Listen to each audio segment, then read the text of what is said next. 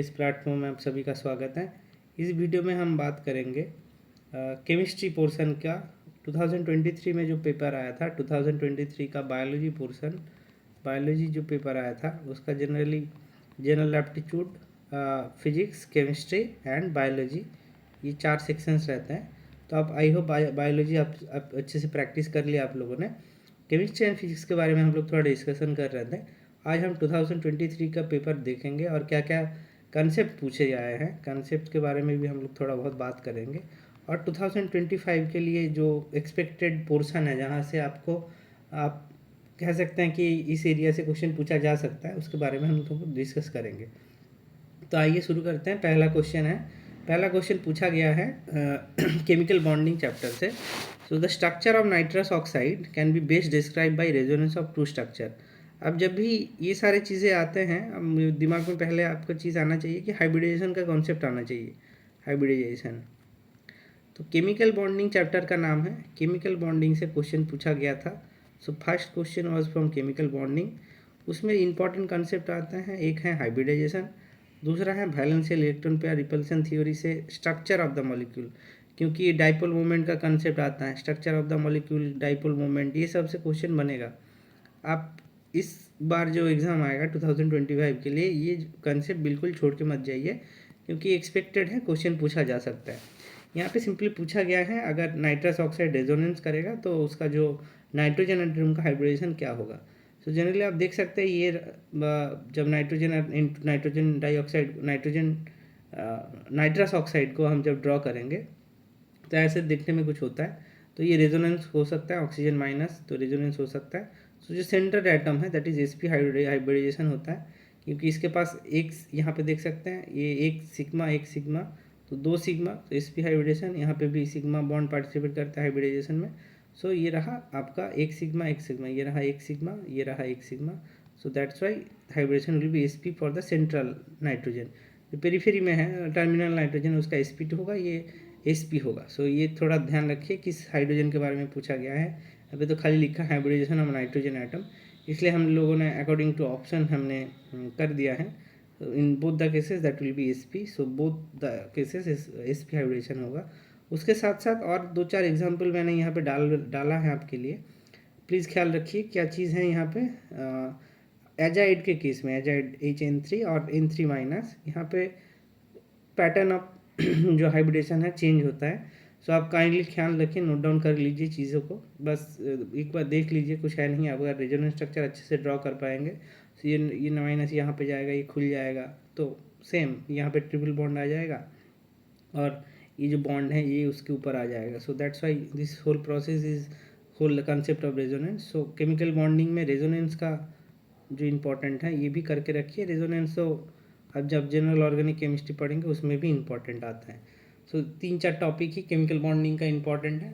Super important is hybridisation, valence shell electron pair repulsion theory. Guaranteed question, आपको question मिल जाएगा। Next question पूछा गया है रेडॉक्स रिएक्शन, मान सकते हैं, पर बहुत बेसिक से सवाल पूछा गया था मेरे हिसाब से, क्योंकि बहुत दिमाग नहीं लगाना है, मतलब लगेगा नहीं यहाँ पे। सो ये है कॉपर कार्बोनेट, CuCO3। जैसे कैल्शियम कार्बोनेट होता है ऐसे होता है कॉपर कार्बोनेट। अब ये कॉपर कार्बोनेट जब आप हीट करेंगे, जैसे कैल्शियम कार्बोनेट का हीट करते हैं तो CO2 लिबरेट होता है। अब जब CO2 लिबरेट होता है ये हो जाता है आपका कॉपर ऑक्साइड में कन्वर्ट हो जाता है। तो कॉपर कार्बोनेट कन्वर्ट हो गया कॉपर ऑक्साइड में एंड CO2 लिबरेट कर दिया। पर ये जो प्रोसेस है it is a process of thermal decomposition. इसमें क्या होता है, कॉपर कार्बोनेट का जो ऑक्सीडेशन नंबर होता है उसमें कोई चेंज नहीं होता है, इसमें भी +2 इसमें भी +2। सो it is not an oxidation reduction reaction. इसमें कॉपर कार्बोनेट का ऑक्सीडेशन रिडक्शन कुछ भी नहीं हो रहा है। It's a simple decomposition reaction, जहाँ पे कार्बन डाइऑक्साइड लिबरेट हो रहा है एंड जो आपका कॉपर कार्बोनेट है इट इज़ डिकम्पोज्ड। अब इस प्रोसेस में जब कॉपर ऑक्साइड एंड आपका कॉपर ऑक्साइड के साथ जब नेक्स्ट रिएक्शन में जब बात हो रहा है, कॉपर ऑक्साइड के साथ tin oxide SnO that is tin oxide जब रिएक्ट कर रहा है तो कॉपर लिबरेट हो रहा है, कॉपर इज लिबरेटेड एंड उसके साथ साथ SnO2 बन रहा है। ठीक, टीन इज ऑक्साइडाइज।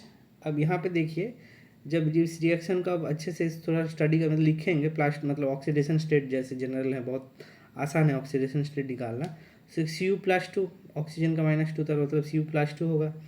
सो +2 से ये कन्वर्ट हो रहा है जीरो में, तो +2 से ये किस में कन्वर्ट हो रहा है, जीरो। तो इसका क्या हो रहा है, सो इसमें हो रहा है आपका +2 से zero, that is loss of, अगर इलेक्ट्रॉन हो गया तो आपका हो गया ये ऑक्सीडेशन। सो कॉपर ऑक्साइड का हो रहा है रिडक्शन, क्योंकि there is a gain of electron. +2 से जब आप इलेक्ट्रॉन डालेंगे तो ये जीरो तक आ रहा है, प्लस था उसके बाद जीरो, एंड +2 से +4 में ये it is oxidise means loss of electron, oxidation. So in this phenomena, in this reaction generally CO is reduced, copper oxide is reduced, and SNO, tin oxide is oxidized. So कहाँ है option, ये रहा fourth option will be the correct answer. क्या था, based on redox reaction. Redox आप अगर redox reaction study करेंगे, आप ऑक्सीडेशन पोटेंशियल निकालने जानते हैं, तो आराम से इस क्वेश्चन को कर पाएंगे। और ये तो बहुत फंडामेंटल चीज़ है कि loss of electron is oxidation, gain of electron is reduction. यहाँ पे कैसे हो रहा है, कॉपर ऑक्साइड का गेन ऑफ इलेक्ट्रॉन हो रहा है, so it is reduced, and in SN tin oxide it is oxidised because that is the loss of electron, +2 से +4 में कन्वर्ट हो रहा है। आई होप अच्छे से समझ में आया होगा। पॉज करके ज़रूर से ज़रूर कंसेप्ट को देखिए एक बार। आने वाले समय में मुझे लगता है अगर थोड़ा बहुत ट्रिकी क्वेश्चन बनेगा तो रेडॉक्स रिएक्शन से, क्योंकि कभी कभी कुछ कुछ एग्जाम्पल हैं जो टिपिकल एग्जाम्पल है, मैं बताऊंगा। आप रेडॉक्स रिएक्शन चैप्टर खोलिए, रेडॉक्स रिएक्शन चैप्टर खोलिए। अब रेडॉक्स मतलब ऑक्सीडेशन स्टेट निकालना तो आसान है, पर इससे जो कुछ कुछ ट्रिकी कॉन्सेप्ट आते हैं उसको आप एक बार देख ले, जो क्रिटिकल, जैसे बटरफ्लाई CrO5 का एक कंसेप्ट आता है, जो इंपॉर्टेंट कंसेप्ट है, वो आप एक बार देख लीजिए, आपका काम बन जाएगा।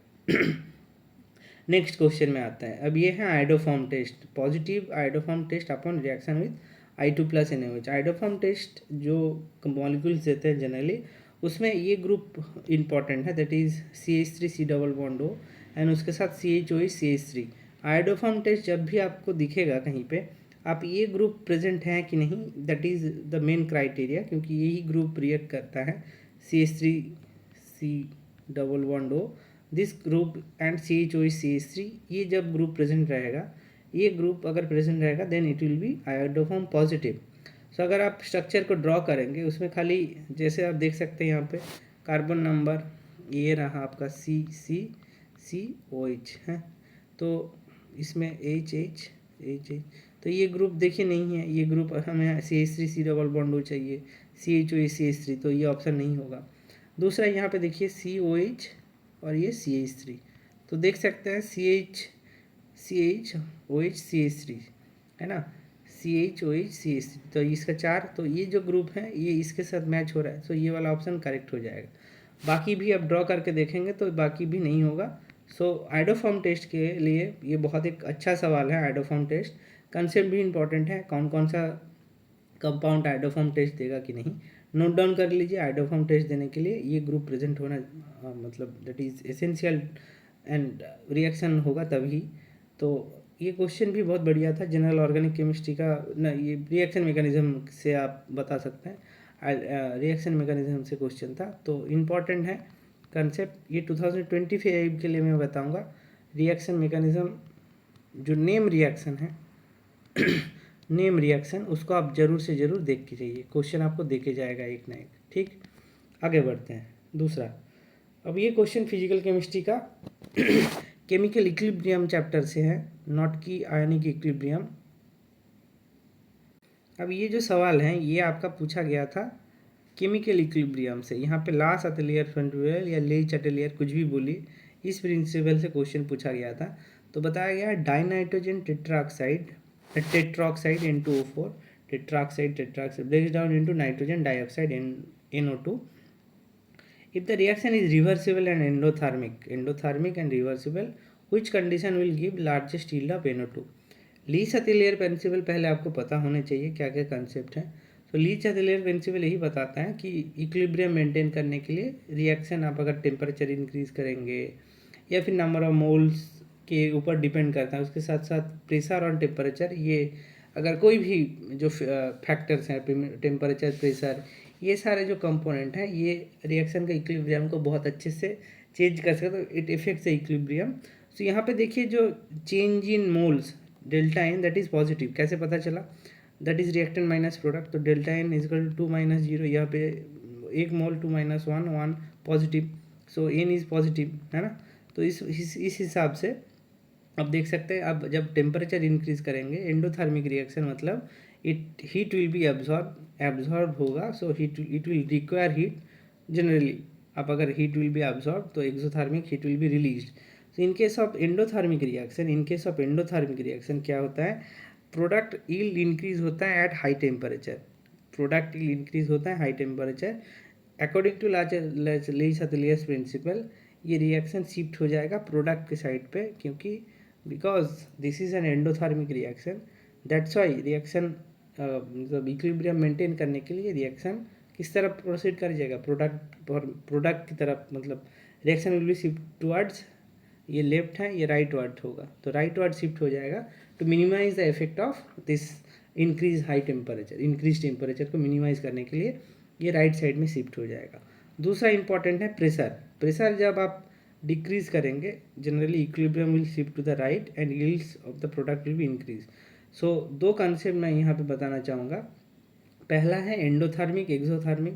अगर एंडोथर्मिक के लिए एक सही है तो एक्सोथर्मिक के लिए उल्टा हो जाएगा, सेम कंसेप्ट। सपोज आपने हाई टेम्परेचर किया, eight high temperature endothermic reaction में प्रोडक्ट इंक्रीज होता है, मतलब रिएक्शन राइट वर्ड जाता है, लेफ्ट से राइट वर्ड की तरफ। पर एक्सोथर्मिक रिएक्शन के लिए वो उल्टा हो जाएगा, राइट टू लेफ्ट में आएगा। सो ये इंपॉर्टेंट है, उल्टा हो जाएगा, पहला पॉइंट, कन्फ्यूज़न नहीं है। दूसरा है कंसेप्ट क्या कहता है, कंसेप्ट ये कहता है आपको रिएक्शन को ऐसे तरह चलाना है कि उसका जो इक्विलिब्रियम है दैट विल बी मेंटेन, ठीक। और उसके साथ साथ नंबर ऑफ मोल जहाँ पे इंक्रीज हो रहा है, अगर जैसे प्रेशर के बारे में हम अगर बात करें, सो लीच-अतलियस बताते हैं, अगर आप इफ़ यू कांस्टेंट टेम्परेचर में आप अगर क्या करेंगे, जब आप जो नंबर ऑफ मोल्स जब जहाँ पे इंक्रीज होगा in that direction reaction will proceed. तो इस हिसाब से आप देखिए eight high temperature endothermic reaction है, पहले ही बता दिया गया है। सो हाई टेम्परेचर में ये पॉसिबल होगा एट हाई टेम्परेचर, और दूसरा होगा आपका हाई टेम्परेचर एंड दूसरा कंडीशन होगा low pressure. So high temperature and low pressure will be the right answer. Le Chatelier principle pause करके नोट डाउन कर लीजिए, कंसेप्ट को एक बार रिवाइज कर लीजिएगा। Next important question, the melting point, the melting temperature of a human protein is 33 degrees Celsius in 100 millimolar sodium phosphate wafer at pH 6.5. What should be the predominant conformation of protein in the same wafer at physiological temperature and condition? Physiological temperature condition, भाई physiological temperature मतलब 37 है ना, 37 degree Celsius पे क्या होगा। Generally आप अगर कहेंगे कि ये क्वेश्चन ऑप्शन क्या होगा, तो ऑप्शन होगा आपका जो प्रोटीन का जो सेकेंडरी स्ट्रक्चर है दैट विल बी डीनेचर्ड। सो ये ऑप्शन तो होगा डिसऑर्डर। अब यहाँ पे और एक चीज़ आपको ध्यान रखने पड़ेंगे, जब आप टेम्परेचर इंक्रीज़ करते हैं, यहाँ पे जैसे देख सकते हैं 20, 30, 40, 50, तो 20, 30, 40 मिनिमम एक रेंज होता है, दैट इज सपोज आप मान लीजिए ये। उसके बाद जैसे राइबोन्यूक्लियस ए, अब राइबोन्यूक्लियस ए ये आइडेंटिकल प्रोटीन स्ट्रक्चर है। अब यहाँ पे और एक चीज़ होता है, जैसे राइबोन्यूक्लियस बी और ए का दिया है, इसके साथ यहाँ पे देख सकते हैं जब एट सर्टेन टेम्परेचर के बाद ये ड्रास्टिकली फॉल हो रहा है फ्रैक्शन ऑफ नेटिव प्रोटीन। तो टेम्परेचर जब इंक्रीज करते हैं जनरली, तो प्रोटीन क्या होता है, अपना जो सेकेंडरी स्ट्रक्चर और टर्शियरी स्ट्रक्चर कोई भी जो स्ट्रक्चरल फीचर्स हैं वो लॉस कर जाता है।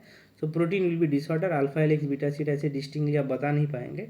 So the option will be disorder, increasing the temperature at physiological temperature that is 37 degree. So if we increase the temperature the protein will be getting disordered। ठीक है, ग्राफ हैं देख सकते हैं आराम से। ये और कुछ कंसेप्ट के बारे में बता रहा था, तो ये कभी दूसरा दिन डिस्कस करेंगे, आप चाहे तो पढ़ सकते हैं।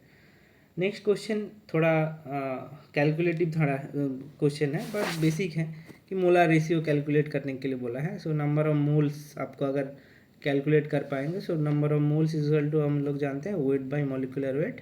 सो पहले हम पता करेंगे कि वेट क्या है for protein A, protein A का वेट क्या है और प्रोटीन बी का वेट क्या है, प्रोटीन बी का वेट क्या है। सो 20 microlitre of 10 mg/ml solution of protein ए, तो आपका मास ऑफ प्रोटीन ए क्या है, ये तो मॉलिक्यूलर वेट तो पता है भाई 10 किलो डाल्टन, मॉलिक्यूलर वेट तो पता है 20 किलो डाल्टन। तो पहले हम मास निकाल लेते हैं। So mass of protein A will be 10 mg/ml into कितना 20 माइक्रोलीटर। अब 20 माइक्रोलीटर को हम क्या करेंगे, पहले हम कन्वर्ट कर लेंगे माइक्रोलीटर से लीटर, 20 × 10⁻⁶ लीटर। अब हमें ml में चाहिए, 10 mg/ml में है। सो 20 × 10⁻³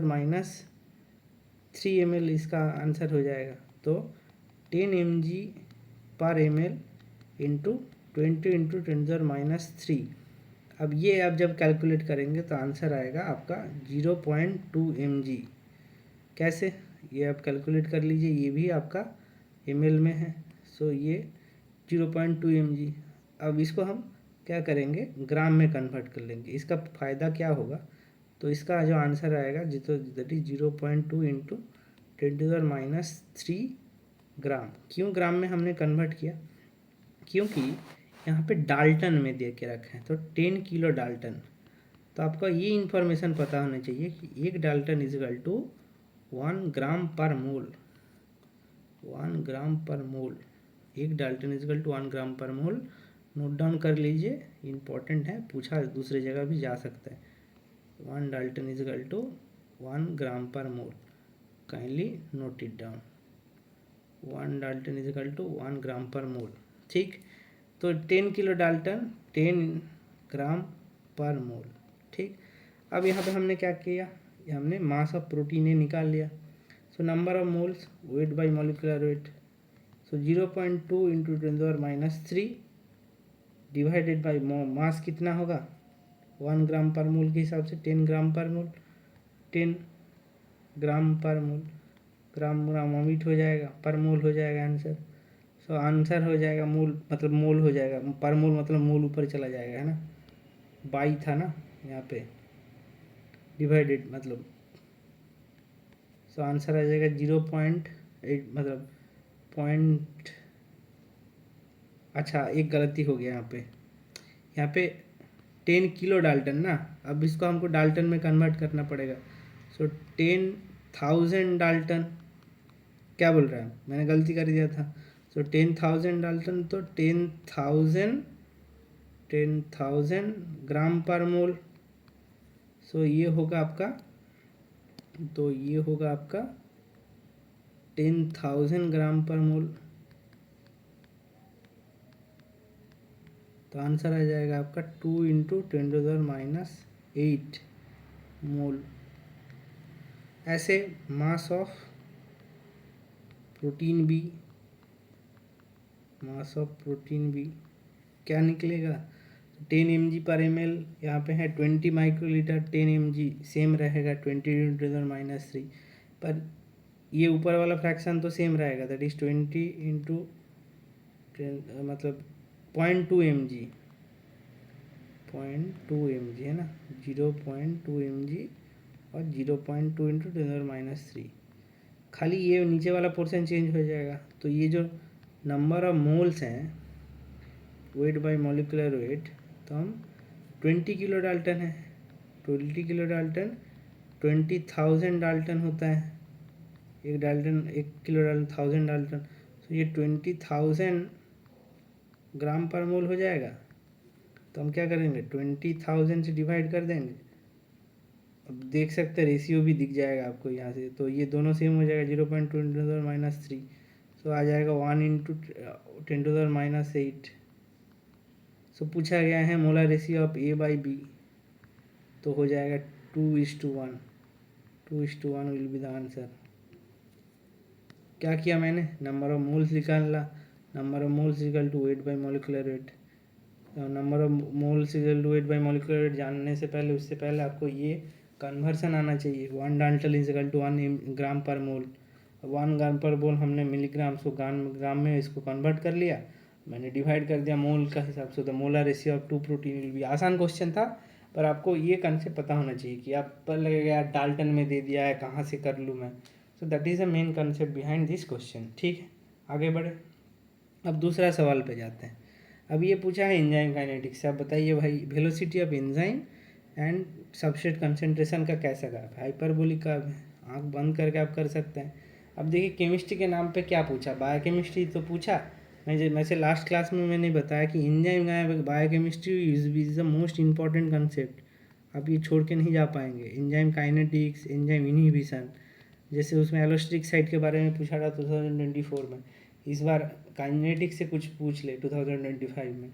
सो ये रहा आपका हाइपरबोलिक का, that will be the right answer. दूसरा क्या क्वेश्चन पूछा है, phosphoric acid is a tribasic acid, बिल्कुल phosphoric acid is a tribasic acid with 3 pK 2.14 6.86 12.4 respectively.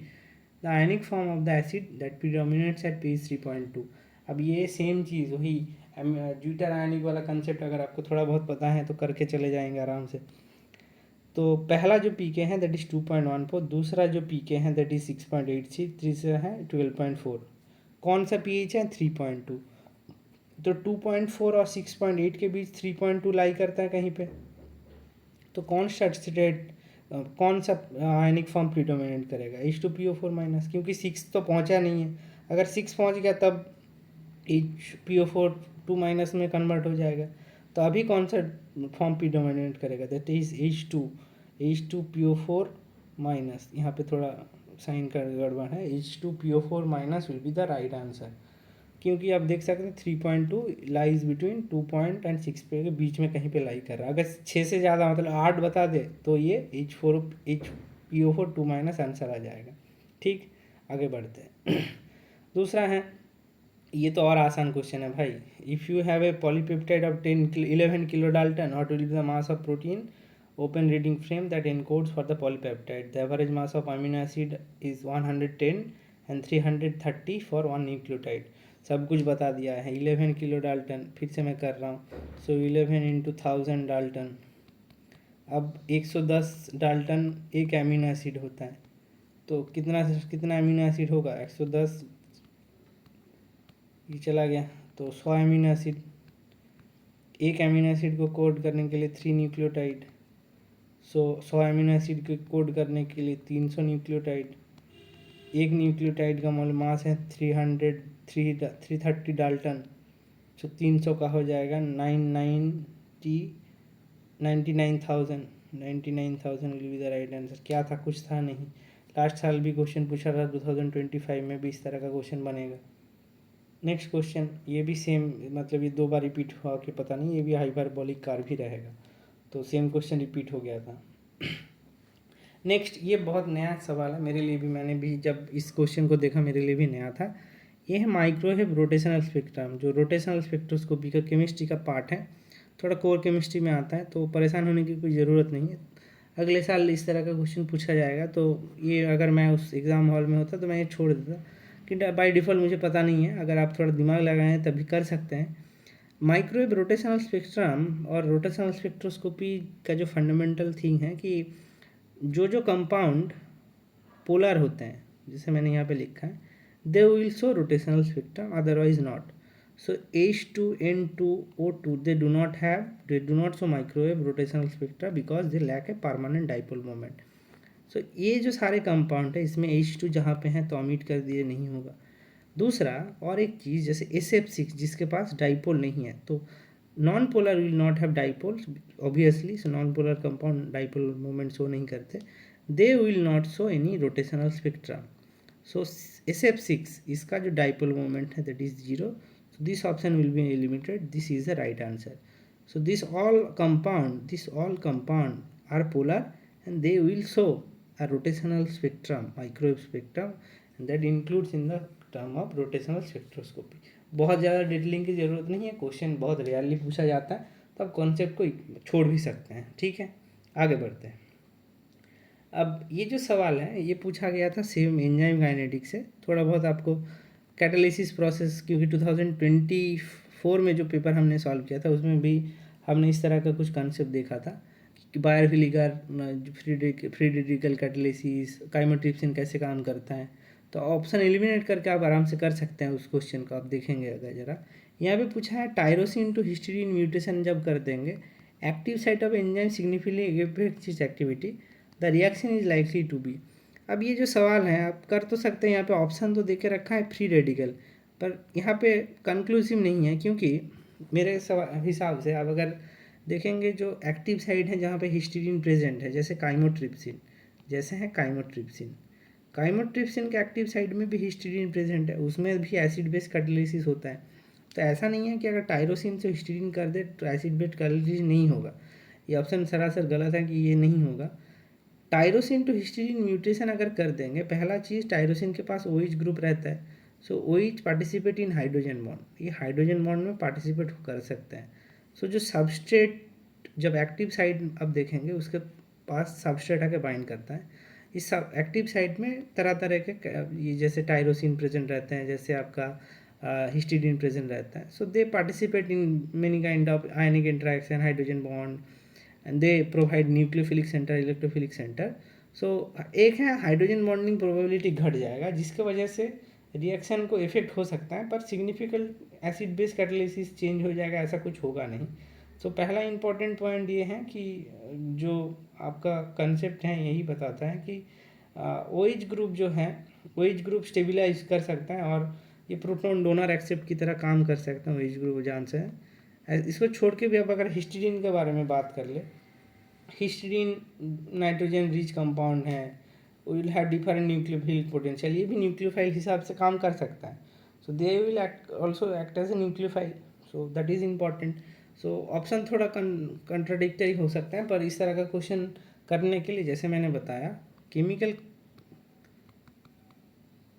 जो प्रोसेस होता है, केमिकल रिएक्शंस होता है, उसमें जो एंजाइम का जो एक्टिविटी होता है, मोड ऑफ एक्शन, आप 3 एंजाइम का तो जरूर पढ़ के जाइए। एक होता है काइमोट्रिप्सिन, सबको बताता हूँ, chymotrypsin, HIV protease,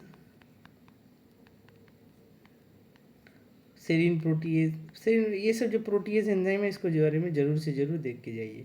enzyme activity मतलब एंजाइम काइनेटिक्स, कैटालिसिस प्रोसेस कैसे होता है, सो ये एक एडवाइस रहेगा आपको। नेक्स्ट क्वेश्चन की तरफ बढ़ते हैं। ये जो क्वेश्चन पूछा गया था, ये पूछा गया था कार्बोहाइड्रेट केमिस्ट्री से। कार्बोहाइड्रेट केमिस्ट्री में आपको ये एमाइलोज, एमाइलोपेक्टिन के बारे में आइडिया होना चाहिए। ये जो एमाइलोज हैं और एमाइलोपेक्टिन में एक सीवियर डिफरेंस ही होता है, बहुत मेजर, बहुत ब्रॉड डिफरेंस होता है। एमाइलोपेक्टिन में ब्रांचिंग होता है, ये अल्फा 1 से ब्रांच पॉइंट होता है, दोनों में पाया जाता है। अल्फा 1 4 लिंकेज पाया जाता है, दैट इज सिमिलरिटी, पर एमाइलोपेक्टिन में ब्रांचिंग होता है। अभी जो ब्रांच पॉइंट है उसमें एक पोर्शन होता है रिड्यूसिंग एंड, जो खुले एंड होता है दैट इज़ रिड्यूसिंग एंड जो कंटिन्यूड रहता है that is non reducing and. अभी जो रिड्यूसिंग एंड है, दे आर, नाम सुन के दिख रहा है reducing end, they can react, how many free OH are available, because this is a free OH end, that's why this end is known as reducing end. So जितने branch point होंगे उतने reducing and होंगे। सो साथ के साथ जो branch point है will be available for reduction. So बहुत बेसिक सा सवाल था, आपको पता होना चाहिए कि रिड्यूसिंग एंड और नॉन रिड्यूसिंग एंड में डिफरेंस क्या होता है, और एमाइलोज के बारे में, एमाइलोपेक्टिन के बारे में आपको ये आइडिया होना चाहिए। लेरिंजर से उठाया गया पिक्चर है, पॉज करके नोट डाउन कीजिए, देख सकते हैं आराम से, कुछ दिक्कत नहीं था। इस क्वेश्चन को करने में टाइम नहीं लगेगा, 1-2 मिनट का ही क्वेश्चन है, ठीक है। आगे बढ़ते हैं अगले सवाल पे। ये जो क्वेश्चन है ये भी एंजाइम काइनेटिक्स, आप देखिए एंजाइम काइनेटिक्स से कितने बार क्वेश्चन, ये एक, ये उससे ऊपर था एक, ये दूसरा, उसके ऊपर और था ये हाइपरबोलिक कर्व वाला, तीसरा, 3 क्वेश्चन पूछा गया था केमिस्ट्री सेक्शन में एंजाइम काइनेटिक्स से। यहाँ पे पूछा गया है, ये माइकलिस मेंटेन इक्वेशन है, तो बताया गया है कि the intracellular enzyme to function optimally, which of the following statement regarding intracellular substrate concentration is true. इस क्वेश्चन को डिफाइन करने के लिए आप 2 तरीके से कर सकते हैं। आप जब ग्राफ देखेंगे that is hyperbolic graph, substrate concentration and V0 that is velocity.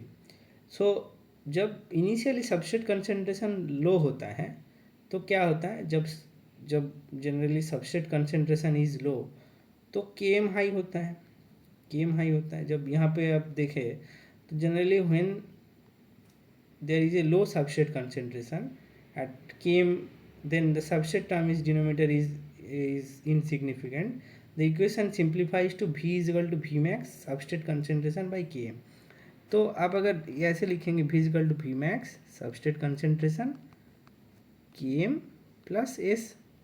अब बताया गया कि भाई सबस्ट्रेट जो कंसंट्रेशन है इनिशियल टाइम पे बहुत बहुत लो है, substrate concentration is very very low, तो ये जो सबस्ट्रेट कंसंट्रेशन वाला पार्ट है ये ओमिट हो जाएगा। तो इस इक्वेशन को हम सिंपली क्या लिख सकते हैं, we max by K M into substrate concentration. तो इस हिसाब से जो आपका पार्ट है दैट इज दिस हो ए लीनियर डिपेंडेंस, तो ये फर्स्ट ऑर्डर काइनेटिक्स को फॉलो करता है। दूसरा, जब सबस्ट्रेट कंसंट्रेशन बढ़ जाता है के एम के आसपास, तो आप देख सकते हैं तब क्या होता है, the denominator of the Michaelis Menten equation become insignificant and the equation simplifies v is equal to we max. तो जब आप हाई सबस्ट्रेट कंसंट्रेशन देखेंगे जैसे ये बढ़ रहा है, so v will is equal to be V max. So अगर आप आइडियल कंडीशन की बात करें, जो जैसे एंजाइम का क्या काम होगा कि बहुत तेज़ी से कैटालिसिस हो पाए, सो एट सबस्ट्रेट कंसंट्रेशन जब अप्रोक्सीमेटली मतलब substrate concentration will be high, तो क्या होगा, v is equal to we max, है ना। तो ये ऑप्टिमल कंडीशन अगर मान लें, तो ये ऑप्टिमल कंडीशन में यही तो होना चाहिए, ज़्यादा से ज़्यादा अमाउंट में जो आपका रिएक्शन रेट है बढ़े। सो ऑप्शन हिसाब से मेरा कहना है कि अगर आप ग्रेटर देन के एम ऑफ द एंजाइम, ये ऑप्शन होना चाहिए। पर अगर आप ये भी सोचिए जब इक्वल होगा या इक्वल होगा तो क्या होगा, इक्वल जब होगा when the substrate concentration is therefore हाँ डिफाइंड एज, अच्छा when the substrate concentration will be equal to K M, when the substrate concentration is equal to K M. अब क्या होता है मैजिक देखिए, इस इक्वेशन पे हम अगर लिखे, इस इक्वेशन के हम अगर लिखे v is equal to we max substrate concentration divided by K M plus S at S is equal to K M. आप जानते हैं v is equal to we max by 2, है ना, यही तो है। At S is equal to K M, जब K M होगा v is equal to we max by 2। इस ऑप्शन के हिसाब से तो ये वाला ऑप्शन सही होना चाहिए। ये कॉन्ट्राडिक्टरी आंसर था, पता नहीं TIFR ऐसे क्यों कभी कभी ऑप्शन दे देता है, कभी ड्रॉप भी हो जाता है। तो कंसेप्ट यही था कि मैक्सिमम वेलोसिटी अचीव करना है। तो अब मैक्सिमम वेलोसिटी कब अचीव होगा, सो जो लास्ट वाला ऑप्शन है ये आप कह सकते हैं कि ठीक ठाक कह सकते हैं कि हाँ ठीक हो सकता है, नहीं भी, क्योंकि half of the maximum velocity, तो ये गुड रेंज होता है तो कंट्रोल द एंजाइम। बट ये हाई एक्टिविटी ऑप्टिमल एक्टिविटी तो शो नहीं करेगा, है ना। ऑप्टिमल एक्टिविटी तो जब भी शो करेगा when the substrate concentration will be higher, so reaction velocity automatically high होगा। तो 3 क्वेश्चन था एंजाइम बायोकेमिस्ट्री से, very very important for the upcoming 2025 exam. So please enzyme kinetics को छोड़ के मत जाइए, केमिकल बॉन्डिंग, एंजाइम काइनेटिक्स, उसके साथ chemical kinetics, enzyme kinetics, chemical kinetics दोनों ही कंसेप्ट इधर उधर आते हैं। और जनरल ऑर्गेनिक केमिस्ट्री आप करके जाइए। प्रोटीन से क्वेश्चन एक बनता है, जैसे आपने देखा अभी ये पानी निकल जाएगा ऐप 2024 में क्वेश्चन पूछा था, H2 विल बी लिबरेटेड, 2 यूबिक्विटेशन हमने कर दिया, लाइसिन उसको हटा दिया मैंने, इस तरह का क्वेश्चन पूछा जा सकता है ये क्वेश्चन। दूसरा ये भी एक इस तरह का क्वेश्चन भी बन सकता है, मॉलिक्यूलर नॉर्मल मोलारिटी मोल, ये तो मोल कंसेप्ट का क्वेश्चन हो गया। मैंने बताया लास्ट वीडियो में भी कि मोल कंसेप्ट से क्वेश्चन बनेगा। सो काइंडली पॉज करके नोट डाउन कीजिए, कंसेप्ट को एक बार देख लीजिए, आसान क्वेश्चन पूछा जाता है। सो बने रहिए हमारे साथ, नेक्स्ट वीडियो में मिलते हैं, तब तक के लिए थैंक यू। हाथ से ही मैं आज इस बार लिख देता हूँ। बहुत बहुत धन्यवाद।